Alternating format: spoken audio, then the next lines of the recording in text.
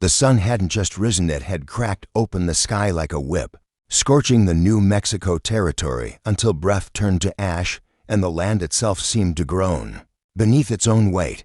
South of the Jornada del Muerto Trail, near the edge of Gage Ranch, even the mesquite trees had stopped pretending to survive.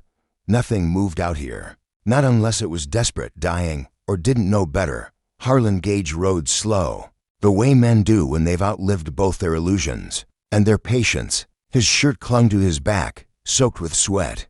The brim of his hat sagged under the weight of the heat. Beneath him, the old gelding snorted and tossed his head, its hooves sending up pale clouds of dust that coated everything like grief.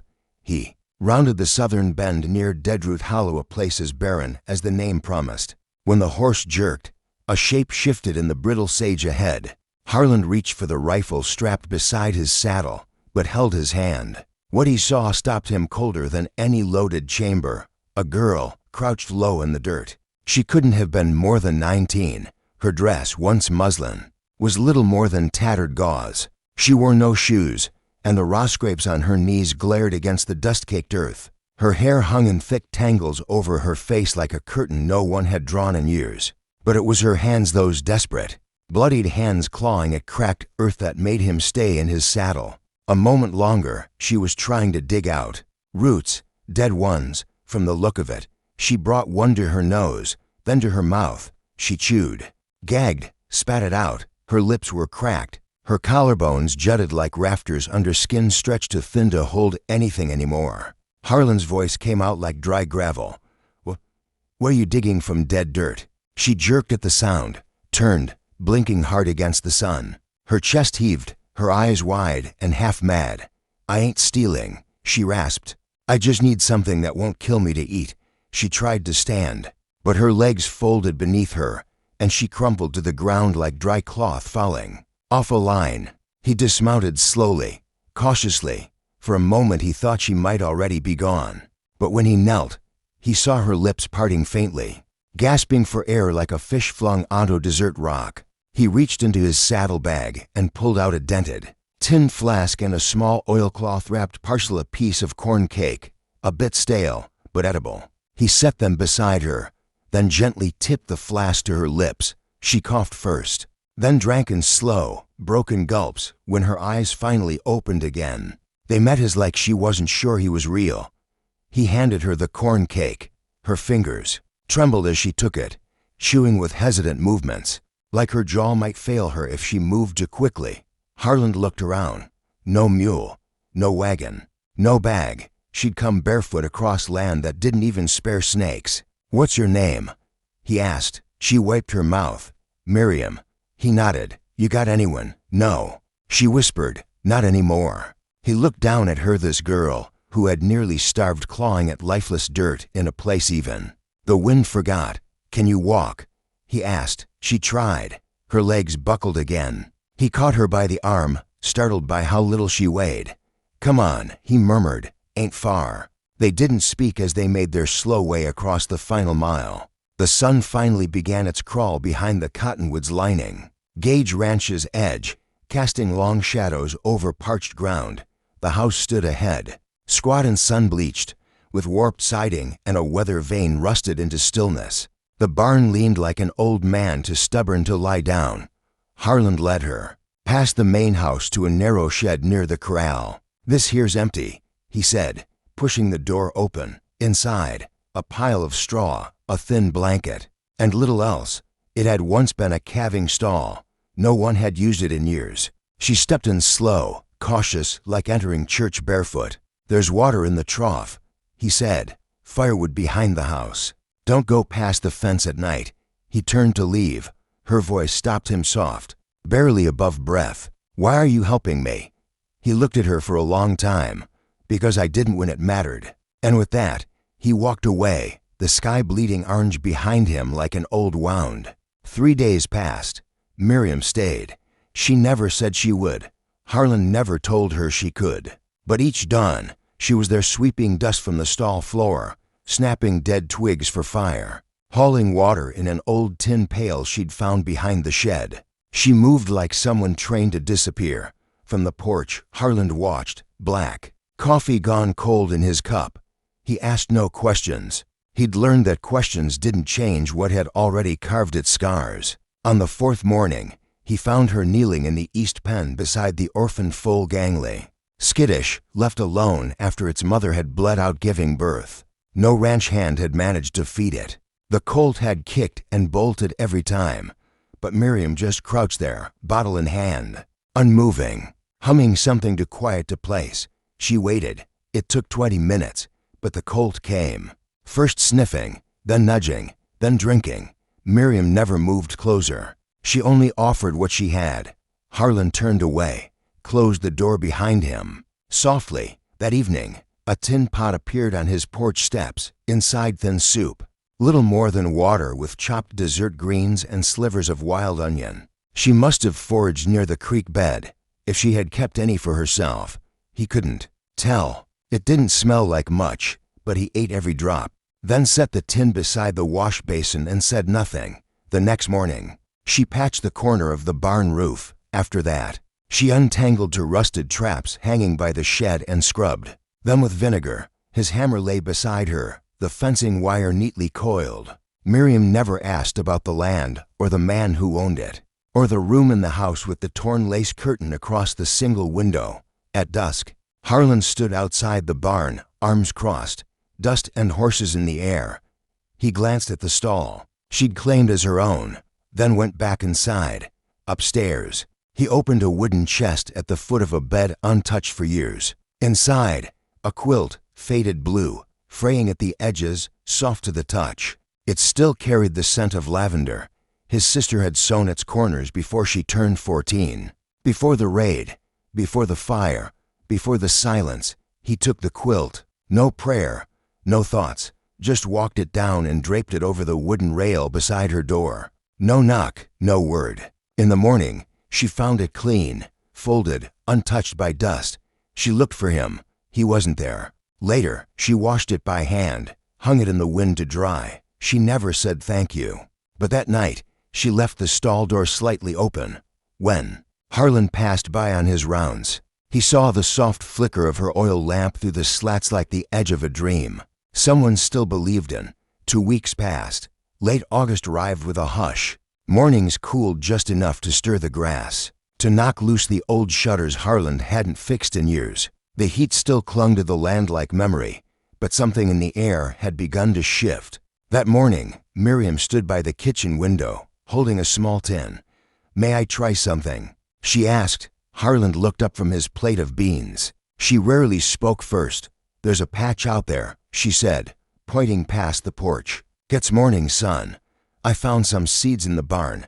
His brow lifted. "Nothing grows there. Not even weeds." She gave a faint smile, but her eyes didn't waver. He shrugged. "Suit yourself."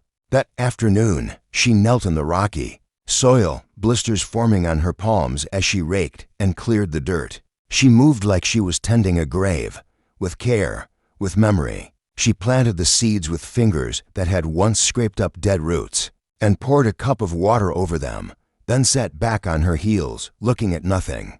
Harlan said nothing from the porch, just watched. He remembered that dirt once being a garden rosemary from his mother's hands, tomatoes from his sister's stubborn heart. That was before the silence, too. Each morning, Miriam returned, watering the same patch of dirt, even when nothing rose. Then one dawn, he stepped outside and stopped. A single green shoot, no taller than a nail, had broken the earth. He stared, afraid even breath would send it retreating. Miriam came out with her pail, caught him looking. "You were wrong," she said gently. He didn't look away. "About what?" "That soil." He gave a short grunt, turned back inside. That afternoon, clouds rolled in thick. The air shifted sharp, charged with the smell of rain. By sundown, wind tore through the valley, and lightning stitched the sky. Harlan stepped onto the porch and saw her Miriam kneeling in the wind, trying to cover the green sprout with an overturned pan weighted by rocks. Her hair whipped across her face. The sky cracked above. "You'll drown out here," he shouted. "I need to cover it. It's one damn sprout. It's more than that," she shouted, her own voice startling her. The rain came down hard. He took her by the elbow. "Come on, inside." She stood dripping in the doorway, unsure what came next. The room smelled of oil and smoke, dust and old coffee. "You can sit," he said quietly, motioning to the chair by the hearth. She stepped forward slow, eyes sweeping the room, the stove, the worn rug, the bookshelf dusted with years. Her gaze settled on the torn piece of lace that still hung. In the window, hand-stitched, careful, and for the first time, neither of them felt entirely alone. She ran her fingers along the frayed edge of the curtain, her touch reverent, almost hesitant. The lace had yellowed with time, threads thinned and loosened, but the shape of each flower remained carefully stitched and delicate. "Someone made these," she said quietly, as though the fabric might hear her. Harlan turned his face away, but his chest tightened all the same. She traced the shape of a small embroidered bloom in the corner, her fingertip brushing over a loop where the thread had snagged and held on. Someone who believed windows could be soft, and just like that, the years collapsed. He could smell beeswax and lavender again, hear a laugh ring out behind him, sharp, defiant. His sister Sarah, 13, all elbows and stubbornness, cursing at a knot in her thread while insisting the house didn't have to look like a barn. Just because cattle outnumbered people. Miriam looked back at him. "She made these, didn't she?" He gave a slight nod. "Once." She said no more, only sat quietly and folded her hands in her lap. Outside, the storm crashed against the walls like a fist that couldn't find rest. Inside, the silence settled, not as a burden, but a presence gentle, waiting, like a door cracked open instead of locked tight. The days after turned still, not in the suffocating way of grief, but in the slow, quiet rhythm of understanding. Miriam rose before dawn, worked the soil with care, tended to the colt whose trust she had earned like a hymn. She sometimes hummed while she worked, whistled softly under her breath, her voice stitched through the stillness like thread in a torn sleeve, barely visible, but holding things together. One late afternoon, Harlan returned from the back pasture, his hands raw from replacing a fence post. He stepped into the barn to check the tack hooks and paused. The old stall door stood open, the blanket inside folded neat, the lamp unlit. Miriam was gone. Then he saw it, pages, thin and yellowed, tucked between two wall slats, the fading light caught on the ink, small and precise, each letter drawn like it mattered. He stepped closer. The handwriting wasn't scrawled or hurried. It was shaped with intention, curved, careful, Latin. She returned minutes later, arms full of firewood, her boots scuffed and her sleeves rolled high. He didn't turn. "You can read that?" he asked. She knelt and set the wood down gently. "I can write it, too." Now he turned. "Where'd you learn?" "I was taught at a convent near Santa Fe," she said, dusting off her hands. "Before my mother sold her wedding band for a wagon seat. Before the men who promised work took us somewhere else." He looked back at the pages but didn't ask more. She offered anyway. Their journals, mostly scripture, and pieces I want to remember the right way. He left without another word. That night, after supper, he opened a drawer in the sideboard. The oil lamp nearby had long gone cold. Beneath a stack of yellowed papers and a rusted harmonica lay an envelope folded. The ink faded, one edge torn. He hadn't touched it in years. The salutation stopped halfway. "Dear Sarah." He carried it outside where Miriam sat beside a low fire, mending the hem of her skirt with the same threadbare needle she used for everything. She looked up at the sound of his boots, her hands pausing. Mid-stitch. "I started this letter a long time ago," he said. "Never finished it." She reached for it gently, unfolded the page, and read the words aloud, her voice soft as dusk. "You were 14. I didn't stop them. I was too scared. I froze. I saw you scream for me. I didn't move. I don't know if you're alive, but if you are." She stopped reading, looked up. "She was your sister," she said, though it wasn't a question. Harlan nodded once. "I never tried again," he said. "To write, to find her. I figured someone like you might know how to say what I can't." Miriam laid the old letter on her lap. "Do you want me to write it? A new one?" "Yes." She fetched her notebook and pen, sat cross-legged near the fire, eyes fixed on the flames. For a long time, she said nothing. Then she began, her voice slow, deliberate. Like stitching new seams into old fabric. Dear Sarah, she read aloud. He never forgave himself. He thought silence could bury guilt. But it only grows heavier when no one hears it. He thought hope was something you had to feel to deserve. But I am here now. And I've seen the way he looks at the door when the wind shifts, like maybe it's bringing someone home. He never stopped waiting. He just forgot what waiting looked like. She paused, her eyes shimmering. But she didn't cry. She looked up at him. He says he didn't save you, she continued. But I know he carries you still in the way. He walks and doesn't speak, and builds things just to keep them standing. She folded the letter with care. That's enough, isn't it? Harlan couldn't speak. He took the letter from her as if it were something living.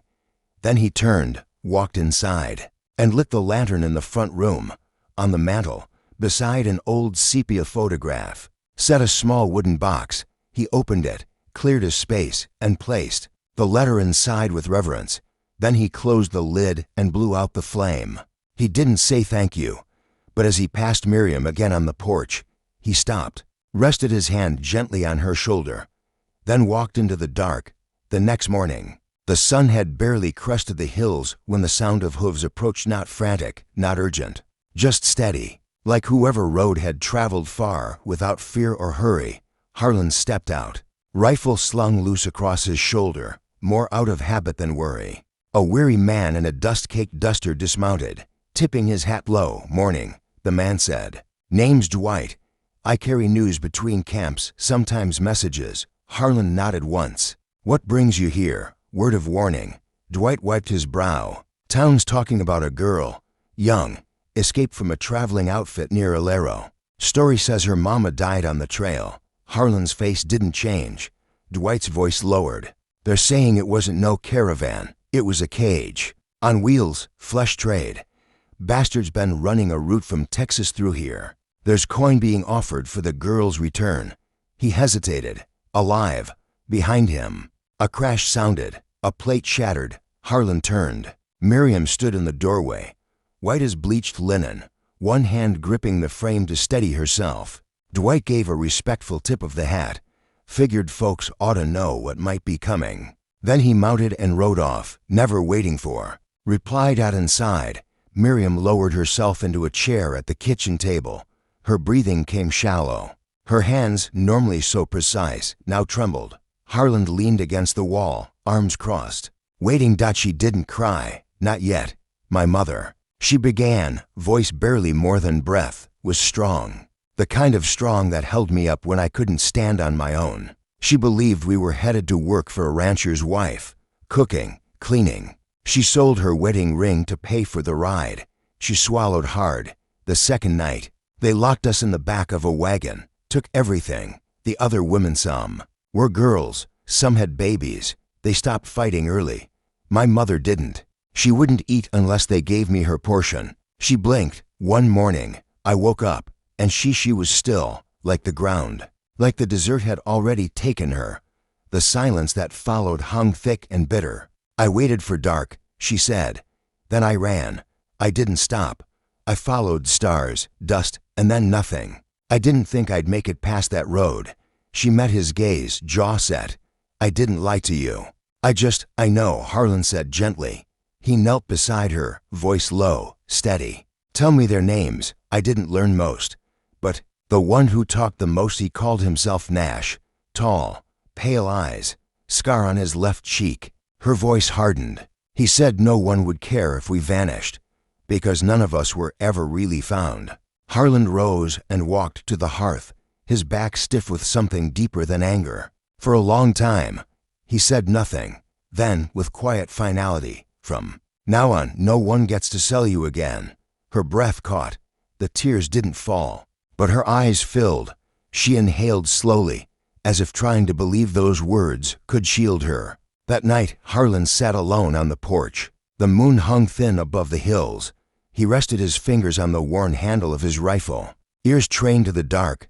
Behind him, a girl who had walked barefoot through hell slept with both eyes closed, and he would keep it that way. The dust came first low and curling from the southern trail. Too wide for one rider. Harlan saw it before he heard the hooves. He stood, coffee forgotten on the rail, and reached for the rifle beside the door. 3 riders. One dismounted before the others had stopped. He moved with arrogance, worn-like. A coat. Nash, the man, wore a long coat despite the heat, his boots polished sharp, and the scar on his left cheek twisted his smile into something uglier than it already was. "Mr. Gage," he called out, "I believe you've got something that belongs to me." Harlan stepped down, rifle in hand. "You lose a cow?" he asked flatly. Nash laughed. "A girl. Ran off. Thought maybe she could disappear." He pulled out a paper. "Bill of purchase. Signed. Sealed. She's mine by law." Harlan said nothing. The dogs had gathered, low and quiet, behind the porch, watching. "Bring her out," Nash said. "I ain't got all day." "You won't need it," Harlan replied. Nash tilted his head. "You really going to deny legal ownership?" "She's not property," Harlan said, voice iron. "She's not yours." Nash took a step forward. "You going to shoot me over a stray?" "I'm not going to shoot you," Harlan said. He lowered the rifle just slightly.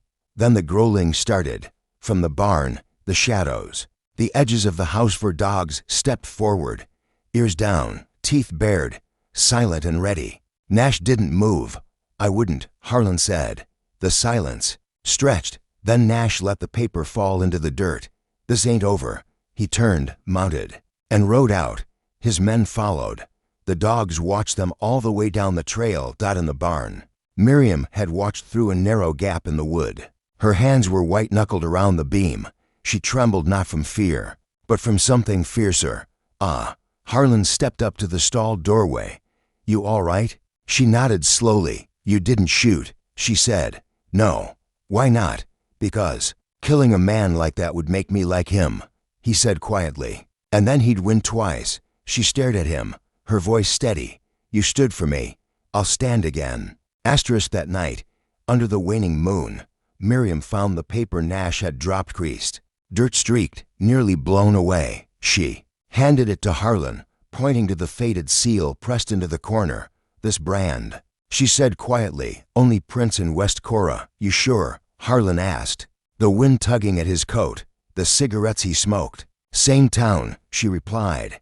"I used to mop the floors there." Harlan's eyes narrowed. A familiar weight settled on his shoulders.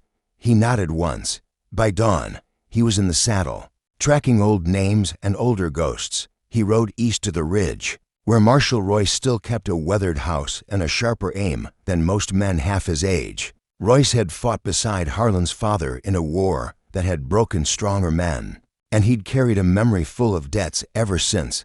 On Royce's porch, Harlan handed him the paper. The old man studied it, then gave a low whistle. "Well, I'll be," he muttered. "Thought that bastard had disappeared for good. You know him?" "Not Nash, but Jeremiah Nettleben wanted 6 years for trafficking and crossing state lines. That enough to move, if you testify," Royce said, eyes narrowing. "I can get a warrant. Do it." "You sure?" Royce asked, the weight of it pressing in. "You know the kind of company he keeps." Harlan's jaw tightened. "They took my family. I won't let them take anyone else." Royce nodded. "Then let's get your girl some justice." That evening, Harlan sat on the porch, an oil lamp casting long shadows. Miriam stepped out, the wind teasing her hair. "You went to Royce?" "Yes." "What now?" "We set a trap." She looked at him for a long moment, and something in her chest loosened, like a door slowly opening after years rusted shut. "I'll help," she said. "I know." And under that desert moon, something passed between them, not vengeance, not fear, just a quiet promise made real. The trail was faint, almost swallowed by time. But Miriam knew how to read the things most people missed, the silent footprints of pain and survival. She'd learned it from women who spoke only with their eyes, and children who whispered names in their sleep. Harlan didn't ask questions. He rode behind her, silent and steady, through dry creek beds and along washed-out tracks, until the sun bled down over the borderlands. "There's a work camp near the Cotton Flats," she told him one night beside the fire. "They keep to themselves. One of the women I knew once said there was someone there, silent, withdrawn. She called her the Mute One. Blonde hair, pale scar above her left eyebrow." She paused. "Same scar as the photo on your mantel." Harlan's breath hitched in his throat. but he only nodded. At first light, they saddled up. By dusk, they reached a dusty stretch of land ringed with rusted fences and broken hope. Laborers moved like ghosts in the fields, their backs bent, their shadows long. Miriam tucked her hair beneath a scarf, smeared ash across her face, and slipped on an old coat. Her figure disappeared into the crowd. "I'll go in as a worker," she told him. "You wait here. If it's her, I'll bring her out." He looked at her then, like he might try to stop her, but he didn't. He knew now that Miriam didn't need saving, only space. She passed through the gates unnoticed. Inside, the scent of bruised cotton and old sweat clung to the air. She moved between the others, eyes sharp. Then she saw her, a woman gathering burlap sacks along the fence, thin, older than before. But the scar gleamed in the dying light. Miriam approached slowly. "I need help carrying this," she whispered. No response. She leaned in. "Sarah." The woman flinched. "Your brother's name is Harlan." The sacks dropped from her hands. They walked out together, swallowed by the chaos of shift change. At the edge of the tree line, Harlan stepped from the shadows. Sarah stopped. For a moment, she just stared. Then she ran. She crashed into him like memory made flesh, her arms clinging to his ribs, sobbing, gasping years between each word. "I screamed for you," she cried. "I know," he whispered, trembling. "I heard you, every night since." Miriam stood back, fists clenched to hide their shake. She had done what she came to do, given something back that the world had taken. On the way home, as the sun dipped behind the hills, she broke the silence. "We should finish it." Harlan looked over. "Finish what?" "The trade, the power." Nash, back at Royce's post, they made the plan. Miriam would pretend to defect, to be scared, to beg Nash for mercy, offering herself again to protect Harlan. She'd lure him to a ruined saloon west of the ridge, a place untouched by law unless it was invited. "I don't like you being bait," Harlan said. Miriam smiled faintly. "I've been bait my whole life. This time, I choose the hook." That night, Royce hid in the loft. Harlan waited behind the bar. Miriam stood alone under the shattered chandelier, the air thick with dust and fate. Nash arrived in his long coat, his grin crooked and hungry. Well, he drawled. "Back to the winning side." "I want protection," Miriam said, voice trembling just enough. "Harlan, he's dangerous now." "You want me to believe that? I'll do whatever you want. Just don't hurt him." He stepped closer. That's when Royce rose from the shadows. "Jeremiah Nettle," he barked. "You're under arrest for trafficking, abduction, and unlawful confinement." Nash spun, but Harlan was already behind him, revolver drawn. It was over in seconds. Royce slapped the cuffs on, then handed over a sealed envelope, names, dates, payments, a full record of the lives Nash had sold. As they dragged him away, Nash snarled at Miriam. "You think you've won something?" She stared him down, voice cold and clear. "I'm not afraid of you anymore." She turned then, walking into the rising wind, and never looked back. A month passed. The land that once refused even weeds now yielded onions and wild carrots, growing stubbornly between old boards. Chickens wandered freely. The colt Miriam had bottle-fed now followed Sarah like a dog. The ranch had changed, but its bones remained. Laughter echoed in places once ruled by silence. Sarah sang as she hung the wash. Miriam, never once asked to stay, set the table each night like it had always been hers. Harlan no longer slept in the barn. One evening, as wind stirred the curtains, he passed by Miriam's room and saw her journal. Open, he didn't mean to read, but her words stopped him. "I am not a miracle. I am just someone who stayed." He closed the book gently. In the front room, beside the old letter he once wrote to Sarah, sat a new envelope addressed in careful script. "To Mother, I am alive, and I am being loved in a way that no longer feels like a mistake." That spring, beneath a sycamore tree where green finally returned, Harlan and Miriam stood hand in hand. The river whispered behind them. The air was soft, full of bees and sun. Sarah held the Bible, eyes glistening. "I never thought I'd see my brother smile again," she said. "But here he is. And here you are." She handed Miriam a small ring, their mother's, polished and gleaming. "I can't give you a wedding with lace and lanterns," Harlan said, voice thick, but I can give you every morning, and I promise I will never let silence steal what matters again." Miriam smiled, eyes bright. "That's all I ever needed." They kissed not for show, but like people who had wandered through the same, dark and found each other by feel. A year passed. The ranch didn't grow rich in cattle. It grew rich in women, some barefoot, some bruised, some carrying nothing but breath. They were given shelter, food, and dignity. Royce came once a month, his badge still pinned, nodding with quiet approval. The state eventually recognized Gage Ranch as a sanctuary for the unspoken, protected by law. Built on ashes, one evening, Harlan sat at the porch's edge, journal in hand. "I used to think no one could save me from myself, that the worst I had done made me unworthy of peace. But then she came, not with miracles, not with songs, just with hands that planted things and stayed long enough to watch them grow." He closed the book. Inside, Miriam hummed softly as she folded laundry. The scent of rosemary and supper drifted through the door, mingling with something older, something like home. In the cruel silence of the desert, where even hope once crumbled to dust, a girl with no place to belong gave shelter to a man with nothing left but guilt, and in return, he gave her what no one else had. Not pity, not escape, but a place to stay. This was not a story of miracles. This was a story of staying, of growing, of building something beautiful from what once was broken.